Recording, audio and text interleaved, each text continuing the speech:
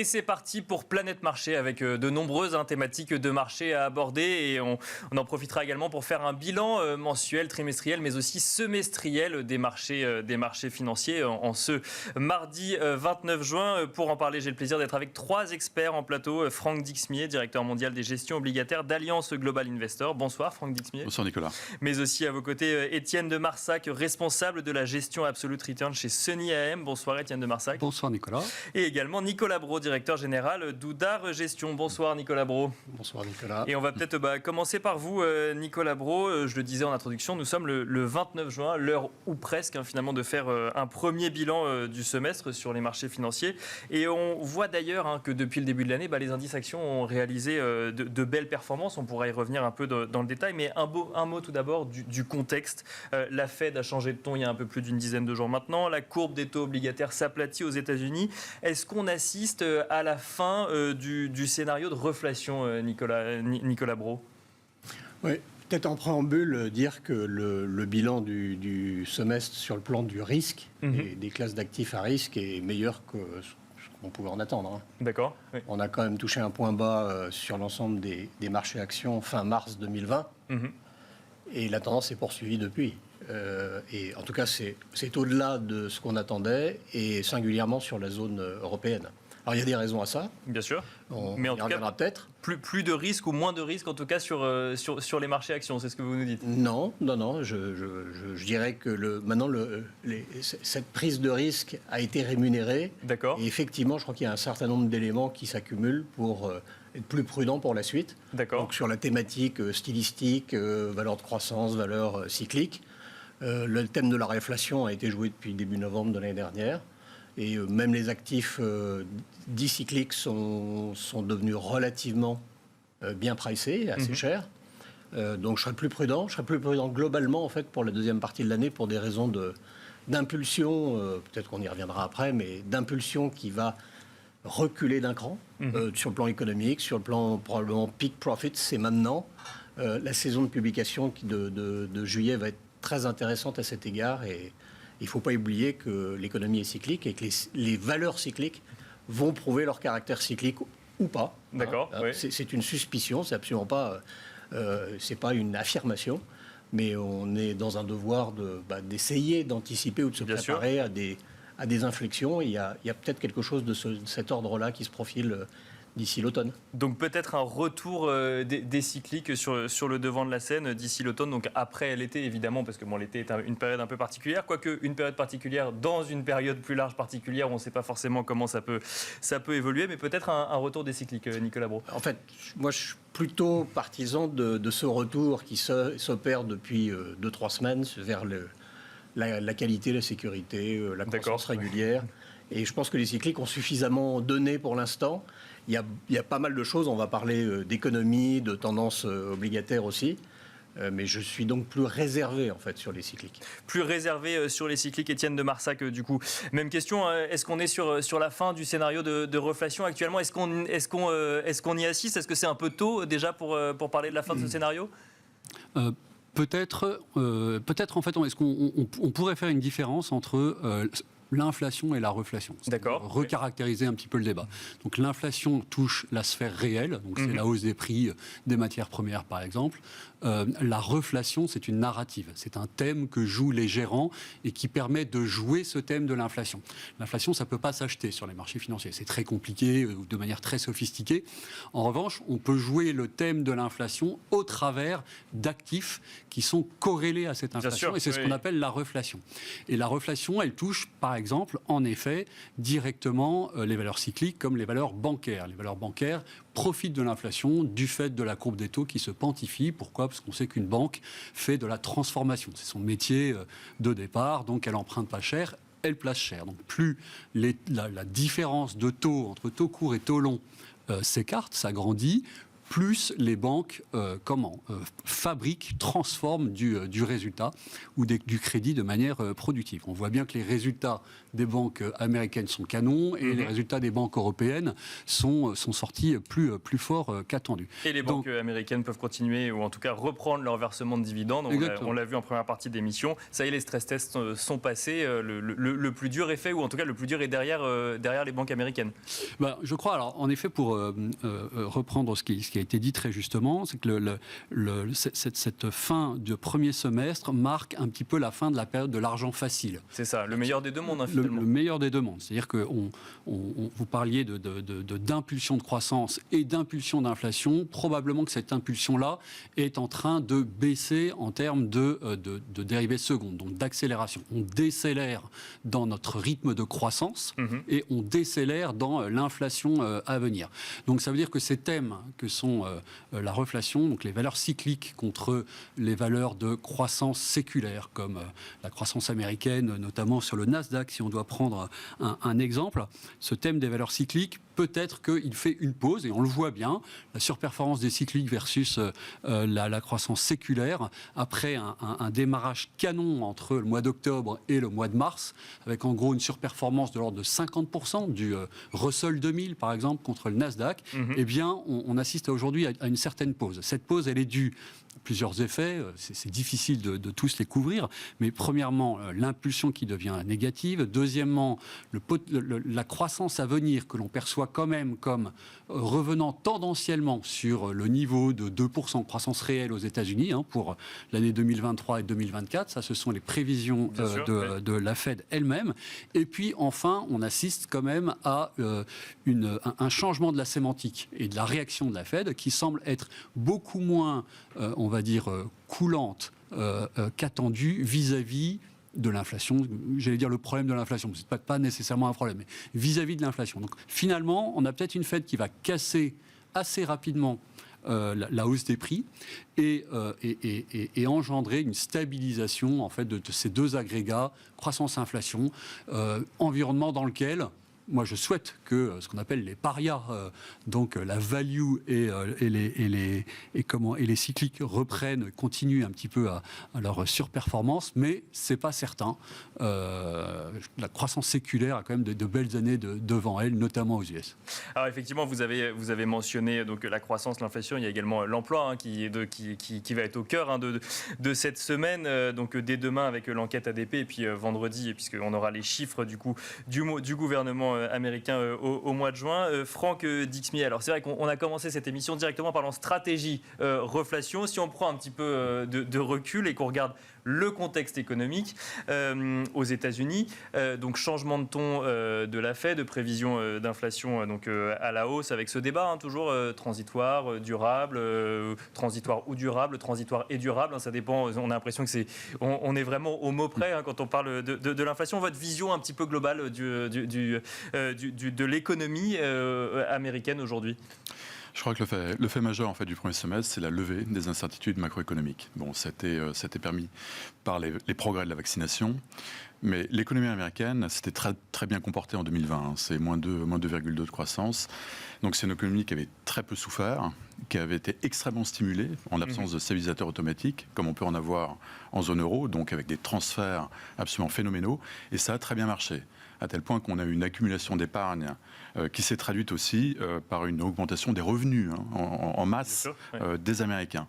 Et l'activité donc a redémarré extrêmement fort aux États-Unis au premier semestre. Et ce qui est intéressant de constater, alors que le deuxième semestre commence dans quelques jours, c'est qu'on a une resynchronisation de la croissance, donc cyclique, entre les États-Unis et la zone euro.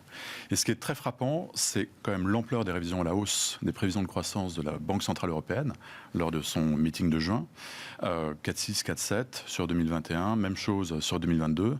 Donc on est quand même sur une croissance extrêmement forte. Et la croissance, en fait, en Europe, va être plus forte au second semestre qu'aux États-Unis.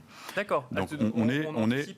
Parce que là du coup, en fait, ce que vous nous dites, c'est que les États-Unis étaient en avance, on est sur un moment de synchronisation, et ensuite la zone euro pourrait passer devant au second semestre. La zone euro va passer devant au second semestre, en rythme de croissance sur le second semestre. D'accord. Et ce qu'on regarde, évidemment, dans les marchés, on en a parlé, c'est l'inflation. Donc avec un pari quand même qui est extrêmement important de la part de la Fed, qui est d'essayer de convaincre les marchés que l'inflation est purement transitoire et avec une approche qui est extrêmement dovish, extrêmement accommodante. C'est intéressant ce que vous dites, parce que vous dites pari de convaincre les marchés, ça veut dire que vous ne partagez pas forcément cet avis d'une inflation transitoire. Moi, je dis simplement qu'il y a un doute, et ce doute, en fait, il sera levé quand on aura vraiment un peu plus de recul sur l'évolution des salaires, donc qui est quand même l'élément le plus pérenne dans l'inflation à venir, parce que les effets de base, tout ça, on connaît par cœur, extrêmement bien documenté, mais la vraie inconnue, c'est quand même sur les salaires. Alors, on a plein d'anecdotes sur des hausses de salaires, mais qui sont quand même très concentrées sur les emplois les moins qualifiés. Ce qui est intéressant de voir d'un point de vue macroéconomique, et ce qu'on ne voit pas encore, c'est l'évolution des salaires horaires aux États-Unis. Ils augmentent, certes, mais ils augmentent dans des proportions qui sont extrêmement raisonnables. Mais ce qui est très intéressant, c'est de voir que les marchés ont totalement acheté, en fait, ce scénario d'inflation transitoire. Alors, l'inflation, on la traite sur les marchés. Enfin, nous, on est des gros acteurs sur l'inflation.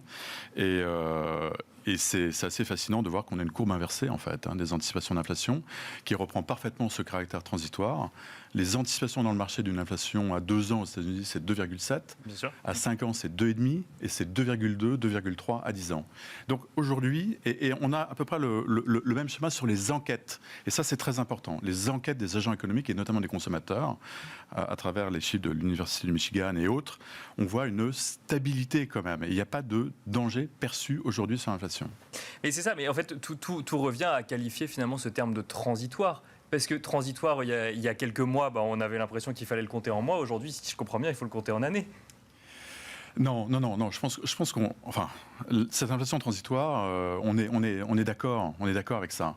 On dit simplement que, attention, parce que le point d'atterrissage peut être un petit peu plus haut qu'anticipé. D'accord, ok. Et il faut avoir aussi en tête qu'on ne connaît pas encore la fonction de réaction de la Fed. Elle a changé de paradigme. On est sur l'average inflation targeting, bien sûr, sur des moyennes d'inflation. Et sur un objectif effectivement plus ou moins 2%, mais on ne sait pas jusqu'où va le plus, jusqu'où va le moins, effectivement. Et donc ensuite, c'est exactement. Et c'est un équilibre qui n'est pas que lié à l'inflation, Powell l'a rappelé. Donc, et pourquoi c'est si important ? C'est si important parce qu'on sait que ces phases d'inflexion de politique monétaire sont souvent des phases de stress sur les marchés, de volatilité. Donc tout le débat sur le calibrage des outils qui existent, d'achat d'actifs et autres, c'est un débat absolument essentiel pour les marchés.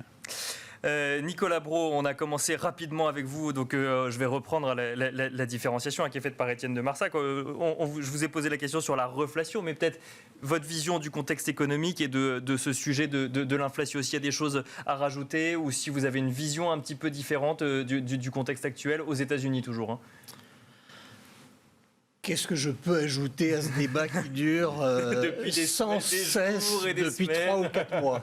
Oui, c'est ça. Avec quand même des actualités. Il y a des petites actualités qui arrivent. La Fed change de ton. C'est un sujet majeur. Bien sûr. Majeur. Et un retournement sur ce thème-là après 37-38 ans de baisse des taux sera un sujet absolument majeur. J'ai pas la réponse. Donc j'ai un sentiment. Non, mais j'ai pas la réponse. Oui, bien sûr. J'ai un sentiment que sortir d'une tendance déflationniste est un mouvement long. Je ne fais pas la comparaison, mais j'ai un peu grandi dans les marchés avec l'ambiance japonaise. Ça fait 30 ans que chez eux que ça dure. Donc les plans d'infrastructure, des machins, des 3 flèches, des ce qu'on veut, des plans de relance, il y en a eu beaucoup. Donc j'ai ce scepticisme a priori sur le retour de l'inflation. Néanmoins, il y a des choses aussi objectives, des choses politiques.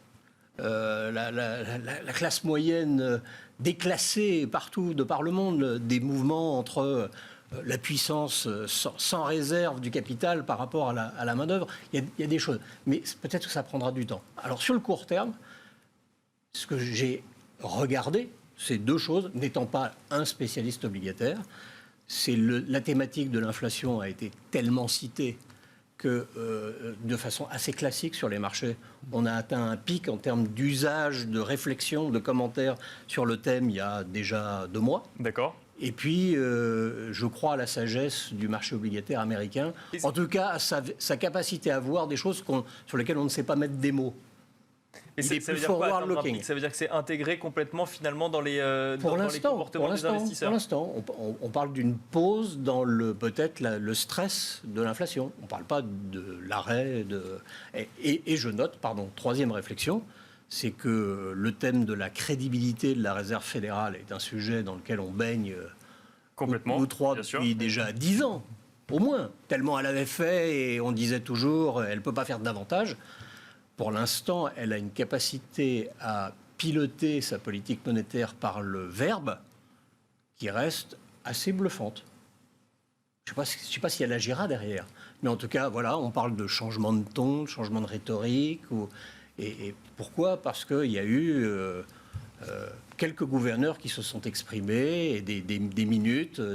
Mais en tout cas, le verbe a toujours une puissance qui impressionne sur son impact sur les investisseurs que nous sommes. Mais alors, vous soulevez effectivement le questionnement de dire est-ce que la Fed pourra faire davantage ou autre. Et c'est vrai qu'on a pu lire ou entendre pas mal d'experts financiers dire justement la Fed en anticipant des remontées de taux dès 2023, se redonne des marges de manœuvre parce que finalement, elle en aurait presque plus dans le contexte actuel si jamais on devait faire face à une autre vague ou tout simplement à un autre besoin de soutien monétaire. Vous partagez cet avis ? Pas du tout. Non. Oui, peut-être Franck Nicolas Brault, peut-être que vous alliez finir. Oui. Non, mais on a passé un cap l'année dernière avec des nouveaux outils en matière de théorie monétaire. C'est l'hélicoptère monnaie, des choses qui étaient évoquées académiquement jusqu'alors et qui sont passées à l'acte très vite. Donc, je ne sais pas. Je ne sais pas quelles sont ses limites. Franck Dixmier, sur cette question des limites de la Fed. Non, mais un point sur la crédibilité de la Fed, on est dans un paradoxe total en fait. Quand vous regardez les anticipations de marché, effectivement, la Fed est extrêmement bien comprise et crédible. Et par contre, jamais les banques centrales, d'une manière générale, n'ont autant été otages des marchés. Parce qu'en filigrane, dans leur mission, il y a la stabilité financière. Et la stabilité financière, c'est un espèce de truc qui vous ligote et qui entrave véritablement votre action. Et notamment quand il s'agit de gérer ces fameux points d'inflexion sur les politiques monétaires. Il faut savoir quand même que toutes ces politiques quantitatives extrêmement créatives ont été mises en place dans un contexte d'urgence absolue et de choc inouï sur l'économie. Et donc, c'est quand même assez fascinant de regarder que ce paramétrage, le calibrage de tous ces paramètres de politique monétaire n'a pas évolué d'un iota, alors même qu'on est quand même dans cette reprise qui s'affirme de jour en jour. Et la Fed a extrêmement bien joué, parce que regardez ce qui s'est passé sur les taux américains. On a 125 points de base entre les plus bas de l'année 2020 et les niveaux d'aujourd'hui. Et cette hausse des taux, qui a été quand même un des plus sévères bear market obligataires sur les 20 dernières années, est passée comme une lettre à la poste, sans aucun dégât, notamment sur la valorisation des actifs risqués. Étienne de Marsac, oui, en réaction. Il y a tellement de choses à dire. Mais oui, puis tout est imbriqué, effectivement. Donc, on vous écoute, Étienne de Marsac. Non, mais ce qui est important, effectivement, pour nos auditeurs, c'est de comprendre pourquoi on parle autant des taux d'intérêt et pourquoi on parle autant des taux d'intérêt américains. Alors bien même sûr. Que certains d'entre nous gèrent des actions, d'autres des matières premières et d'autres, enfin, pourquoi pas, de l'obligataire, même si c'est moins passionnant compte tenu du niveau des taux et notamment des taux réels. Alors, je commence par les taux réels. Les taux réels, en fait, pilote directement le prix des matières premières. Parce que les matières premières sont une manière de jouer la croissance ou la reprise économique. Les reprises sont consommateurs de matières premières. Et donc, il est tout à fait normal que dans un cycle de reprise, vous ayez par exemple le cuivre qui surperforme l'or, l'or étant un actif de déflation, le cuivre étant un actif de reflation, par exemple. D'accord. On parle des taux aussi, parce que les taux ont un impact, donc les taux courts, ont un impact immédiat sur les devises. Il est évident que la Fed, qui donc administre la monnaie de réserve et la principale monnaie d'échange, donne le là sur le coût du dollar et le coût du dollar ou en relatif le coût de l'euro contre le dollar. Donc, ce qui est très important, c'est si c'est la Fed qui monte les taux en premier, alors elle permet à l'Europe éventuellement de monter ses taux également dans la foulée. Si c'est l'Europe qui monte ses taux en premier, elle tue sa propre reprise. Donc il est très important d'entendre, de comprendre à l'avance les intentions de la Fed. Après, je crois qu'on est quand même... Alors Franck a complètement raison, la Fed a fait preuve jusqu'à présent en moyenne, peut-être un peu moins sous l'ère Powell, mais en moyenne, d'une très grande transparence et d'une très grande efficacité. Malgré tout, on a depuis quelques semaines un formidable paradoxe, un formidable hiatus qui est cette implosion de la notion d'average inflation targeting. C'est-à-dire que lors de Jackson Hole, donc l'année dernière,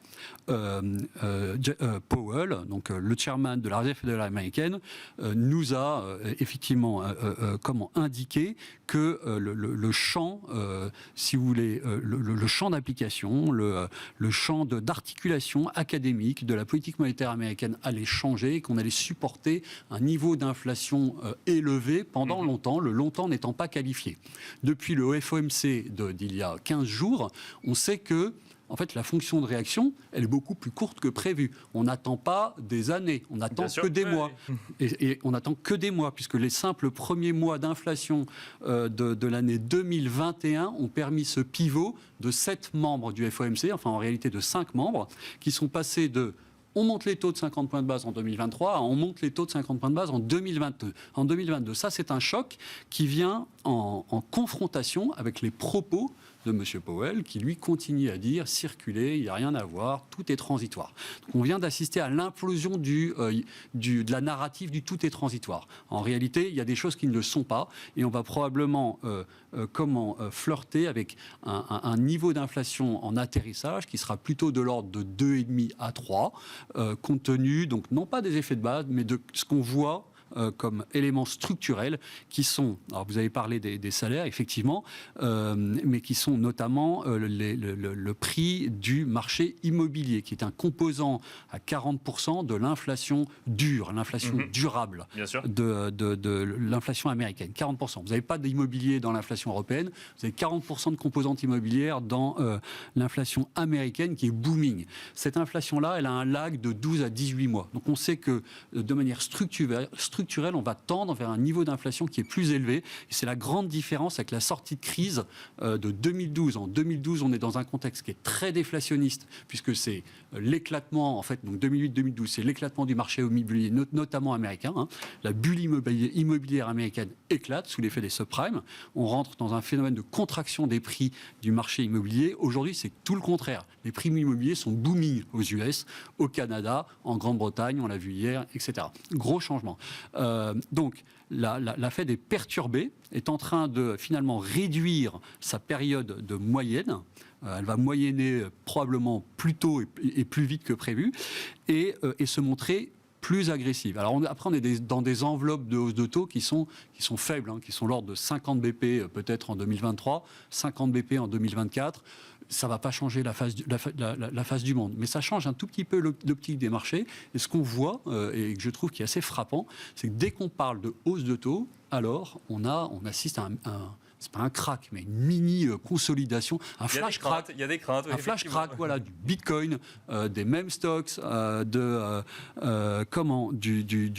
la surperformance des cycliques contre le Nasdaq, par exemple. Voilà, on a des flash cracks un petit peu de très faible durée, mais d'une amplitude qui sont quand même assez inquiétantes et qui laissent à penser que finalement, la Fed risque d'avoir énormément de mal pour normaliser sa politique monétaire et qu'on va être dans un univers de normalisation extrêmement, extrêmement long. Voilà. Alors on va faire un petit bilan également de la réaction des marchés. Peut-être d'abord Franck Dixmier, ce qu'on a beaucoup regardé, ou en tout cas ce qui a beaucoup fait couler d'encre aussi, c'est les rendements obligataires, notamment aux États-Unis. On a vu finalement la courbe des taux s'aplatir. Votre vision finalement sur ce sujet, sachant que finalement en fait, ok, si on prend le 10 ans par exemple, on l'a vu en fait grimper avec les craintes inflationnistes sur ces derniers mois. Là, la courbe s'aplatit, mais revient finalement au niveau de février 2020. Ça veut dire quoi? Ça veut dire qu'on anticipe un retour à la normale dans les rendements obligataires, ou il faut aller regarder dans des détails un peu plus techniques? En fait, les taux américains, ils sont extrêmement bien positionnés. Ouais. On est à 1,50 sur les taux 10 ans, mais ce qui est très important, alors là c'est un peu technique, c'est la pente de la courbe des taux. On est encore sur des taux courts à zéro. Donc on a une pente extrêmement importante, et cette pente, quand vous l'extrapolez, elle vous dit que le 5 ans dans 5 ans, il est calé sur des niveaux qui sont très proches du taux d'équilibre de long terme de la Fed. Très proche de 2,5. On est à 2,2, 2,3. Et ça, c'est très intéressant parce que le 5 ans dans 5 ans, c'est vraiment une espèce de baromètre sur une tendance de moyen terme sur les marchés de taux. Et donc, le potentiel pour les taux de monter un peu plus que ça, il est extrêmement limité. Il est extrêmement limité et c'est tout à fait ce qu'on observe sur les 3 derniers mois, en fait. Depuis le mois de mars, on a été tapé 1,75 sur les taux à 10 ans. Et on n'a pas cessé de baisser, en fait, ou évoluer dans un corridor extrêmement étroit, alors même qu'on a eu des surprises sur l'inflation, mais extraordinaires. Le 5% d'inflation sur le mois de mai, alors qu'on attendait 4 et quelques, n'a pas fait bouger les taux américains. Alors c'est vrai aussi qu'il y avait des positionnements techniques très très short des investisseurs. Jamais on a eu des positions ouvertes aussi nombreuses pour shorter le marché américain. Donc très difficile de faire décaler le marché dans ce contexte-là. Mais fondamentalement, il faut savoir aussi que toutes les forces à l'œuvre pour justifier des niveaux très bas sur les taux long terme sont encore là. Donc c'est l'ancrage des anticipations d'inflation, c'est les excès d'épargne, les surplus d'épargne dans l'économie globale. Et ça, c'est encore plus vrai en zone euro d'ailleurs qu'aux États-Unis. Donc en fait, le message principal qu'on a, c'est que n'espérez pas avoir des taux réellement plus hauts aux États-Unis. Peut-être qu'on va décrocher un peu sur les taux réels, mais pas grand-chose sans doute. Et donc, on va avoir des taux bas pour encore plus longtemps, peut-être qu'on ne l'anticipait. Des taux bas pour encore plus longtemps qu'on ne l'anticipait. Nicolas Brault, si on fait un bilan, du coup, ce 29 juin, peut-être maintenant des marchés actions, maintenant qu'on a effectivement bien posé le contexte. On a vu un CAC 40 progresser d'environ 20%. On a vu finalement, en fait, si on regarde que ce soit le DAX, le CAC 40 ou les principaux indices américains, ils sont tous dans le vert, ils ont tous affiché des fortes progressions. Peut-être le CAC 40 qui a affiché la progression la plus forte depuis le début de l'année. Est-ce qu'on est, première question, il y en a plusieurs dedans, mais est-ce qu'on est déjà à un pic, comme vous avez mentionné cette idée de pic tout à l'heure, est-ce qu'on est du coup dans un pic sur les marchés financiers actuellement? Première question, et quel bilan on peut tirer finalement de ces 6 premiers mois de l'année? C'est difficile. C'est difficile. Peut-être un pic annuel. D'accord. Peut-être. Il y a une telle sensibilité du monde des actions à l'effet momentum, de la dynamique. Si on considère, ce n'est qu'une hypothèse, Bien sûr. peut-être fausse, on est en train de faire un pic d'impulsion économique. On va avoir, et c'est une excellente raison de la hausse et de la bonne surprise des marchés actions au premier semestre. On va avoir une saison de publication de résultats qui va être très bonne.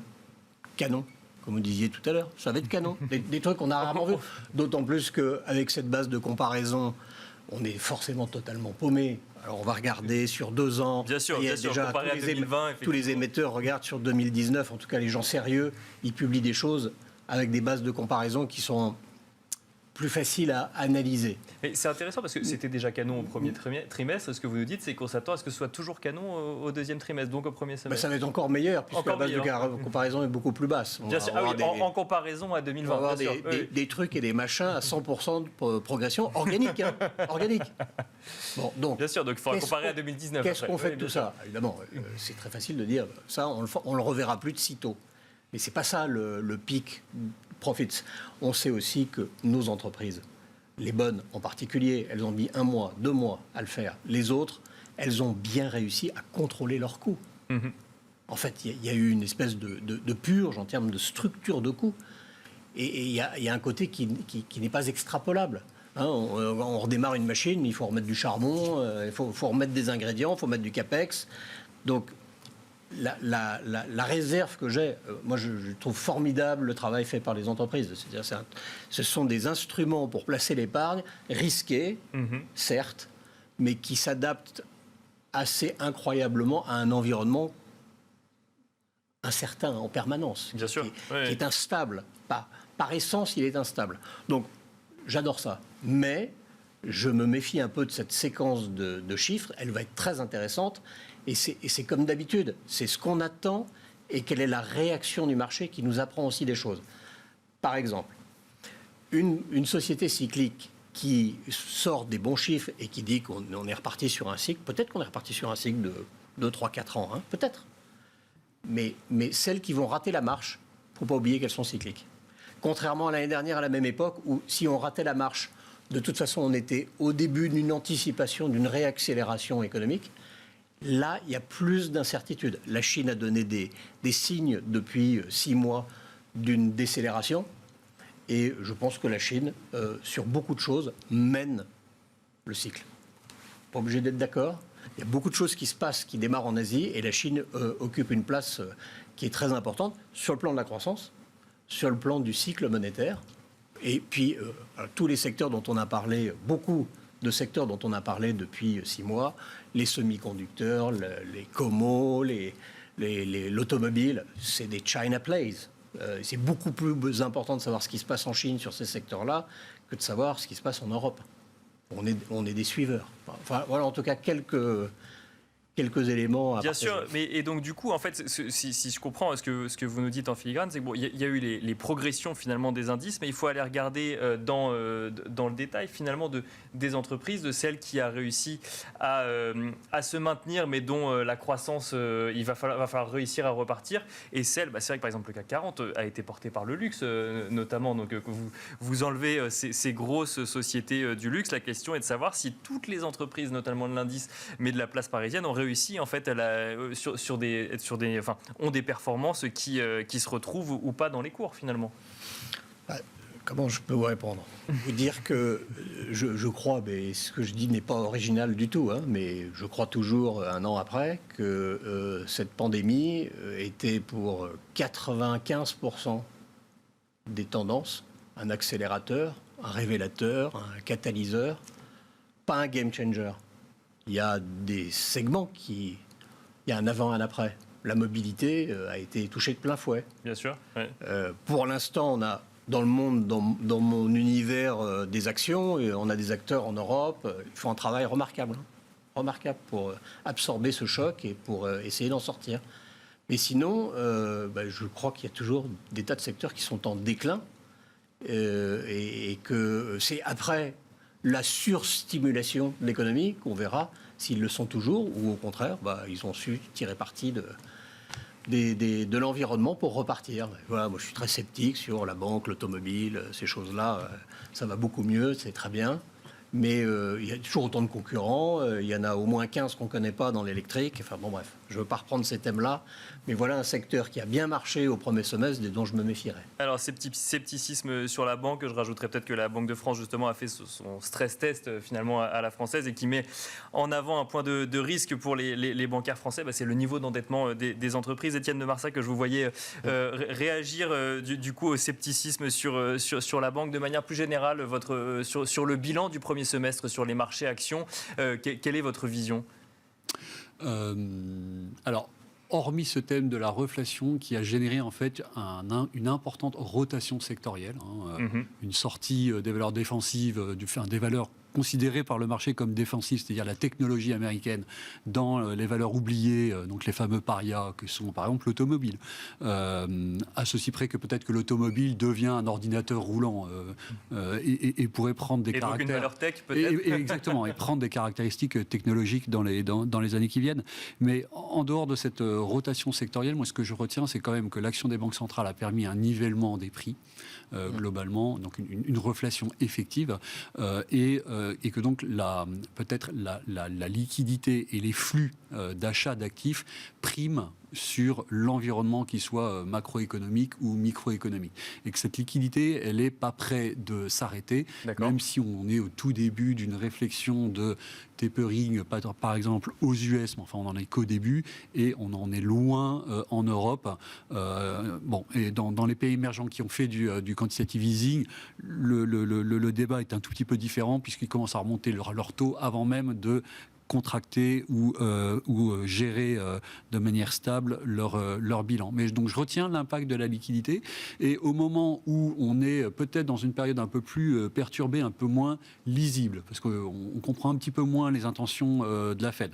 Je dis juste que si la Fed monte ses taux en 2022 ou en 2023, alors il faut qu'elle se dépêche de réduire son programme d'achat d'actifs. En théorie, on monte ses taux que quand on a gelé en fait son bilan à taille constante. Or, si on fait ça, on devient inconsistant avec les propos de M. Powell. Oui. Et matériellement, on n'a plus beaucoup de temps pour réduire la taille du bilan, ou plus beaucoup de temps pour diminuer le rythme des achats d'actifs. Donc, on a un problème d'inconsistance. La Fed devient inconsistante dans sa communication. Néanmoins, une fois que tout ça se décante, il faut quand même se rappeler effectivement qu'on est sur un rythme d'achat pour le moment de 120 milliards d'actifs par mois. Donc si on prend une semaine de l'ordre de 35 heures ou de 30 heures en France, ça fait de l'ordre de 1 milliard d'achats d'actifs par heure. Donc c'est colossal. Et ce milliard d'achats d'actifs par heure conditionne, il impacte évidemment durablement et les taux d'intérêt et par voie de conséquence donc l'actualisation des dividendes futurs et donc la valorisation des actions. Et tant que les taux à 10 ans restent bas, ils sont probablement bien positionnés, eh bien on n'a pas trop de raison pour le moment de s'inquiéter. Et cette liquidité est omniprésente, omnipuissante et ultra efficace, et elle est d'autant plus efficace que la charge d'intérêt pour les États est nulle. C'est-à-dire qu'en fait, c'est pas de la dette, c'est du capital en fait qui est réinjecté par les banques centrales dans les États ou directement dans les entreprises, puisque de la dette qui ne paye pas de coupons à l'infini, c'est un instrument hybride, c'est un instrument de capital hybride, c'est de la dette perpétuelle, c'est du capital, c'est pas de la dette. Donc on n'a pas de problème de dette en fait tant que les taux sont à zéro, et c'est probablement pour ça qu'ils vont le rester d'ailleurs. Alors, je vous propose un petit exercice de synthèse à tous les trois pour les quelques minutes qui nous restent. Étienne de Marsac, qu'est-ce que vous regardez du coup à cette fin du premier semestre? Sur le second semestre, est-ce qu'il y a des choses qui vous attirent en matière de thématiques, de secteurs géographiques ou autres? Alors, moi, on a regardé beaucoup de choses entre le mois d'octobre et le mois de juin. On est très fatigué, on a envie de souffler. C'est ça. Il y a juillet et août qui arrivent en plus. Ouais, non mais voilà. Donc effectivement, nos yeux ont été très attentifs. On est tous devenus, donc au vaccin, on est tous devenus un peu médecins. On est tous devenus épidémiologistes. Bon, experts en vaccination et en sortie de crise et d'épidémie.